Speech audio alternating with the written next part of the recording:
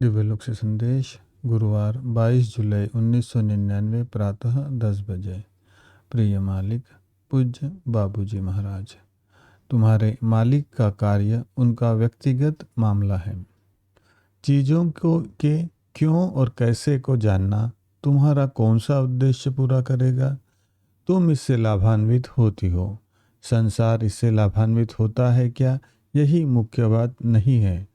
तुम उस स्थिति में नहीं हो, इसलिए उनके विधियों को तुम्हें विस्तार से समझाने, वो जो कुछ कर रहे हैं उनके कारणों को बताने और जो परिणाम उन्हें प्राप्त होते हैं उसे बताने का क्या फ़ायदा है।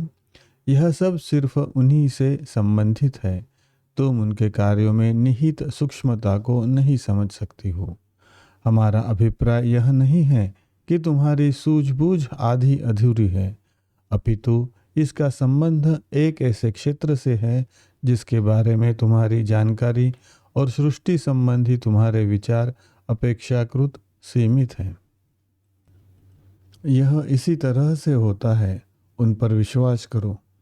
तुम्हारे मालिक तुम्हारी भलाई के लिए जितनी यात्रा कर सकते हैं करेंगे।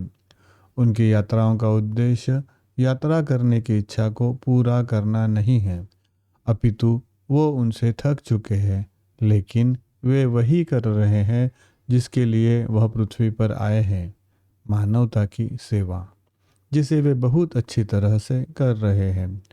उनसे जितना ज़्यादा से ज़्यादा संभव हो सके लाभान्वित हो, यही हमारी तुम्हें सलाह है। तुम्हारे देश में उनकी उपस्थिति महत्वपूर्ण है, भले ही हम तुम्हें इसका स्पष्टीकरण न दे सके।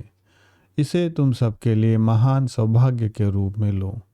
दुनिया में अनेक बुराइयां हैं, फ्रांस में तुम अब तक इनसे बची हुई हो।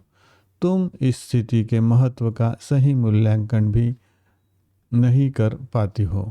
इससे लाभ उठाओ और अपने मालिक से भी अच्छी तरह से लाभ उठाओ, जो तुम्हारे लिए अपना जीवन दे देते हैं, अर्थात एक विशाल कार्य को पूरा करने के लिए अपनी संपूर्ण शक्ति लगा देते हैं। इसे ध्यान में रखो। पूज्य बाबूजी महाराज।